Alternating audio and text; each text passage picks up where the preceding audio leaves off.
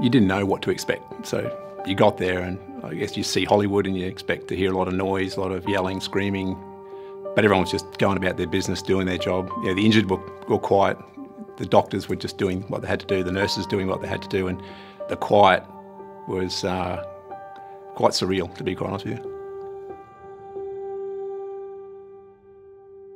So on the morning of the Bali bombings, 6:30 in the morning, did my usual Bathurst ritual, get all the domestics done in the house before sitting down in front of the TV to watch the race. Probably mid-morning to late morning, I got a call from the CO asking me if I'd been drinking. It was a bit early in the day to start drinking, but I said no, and he said, well, make sure you don't, and pack a bag. You'll be heading north to take some supplies up to Darwin and on to Bali. We prepped the aeroplane, they loaded up the medical supplies, that took doctors, nurses and everyone who was going to assist up there, up to Darwin. We grabbed more people, more equipment in Darwin, then launched into the flight to land in Bali the early hours of the morning.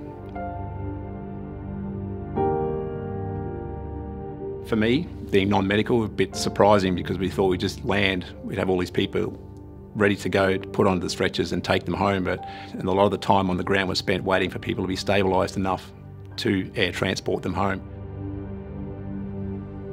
I remember talking to one of the doctors at the time and just asked about what was the issue with the burns, and it was an enlightening moment, probably in a bad way, that the effect that burns have on the skin, not in the way that I thought. It was more about the toxic nature of it and the shock that they go into, and then the subsequent secondary effects that burns can have, particularly to 70–80% of the body.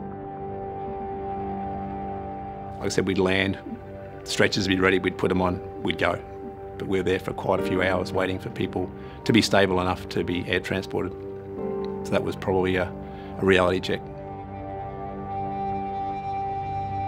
The whole point of this role, you know, you do the military side of it, but then the humanitarian and aid is the stuff that really is rewarding. That's the stuff that, you know, you feel good about, because that's ultimately what we try to do the best of our ability. We can always go where civilian aircraft can't go, be it a war zone, be it wherever. We always find a way to get there, and we have the range, we have the capability, and we have the people who can do it. So yeah, that's our role.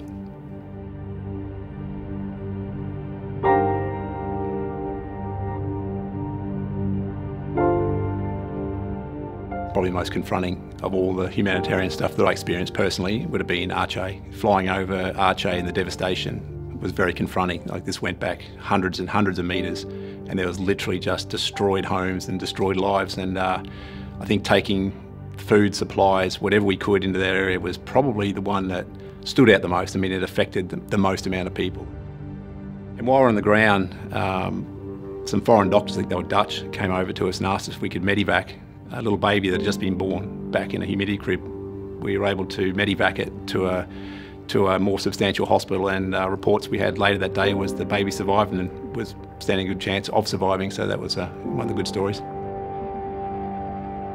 We, in the defence, particularly in my game, we don't understand the impact that it does have on your family.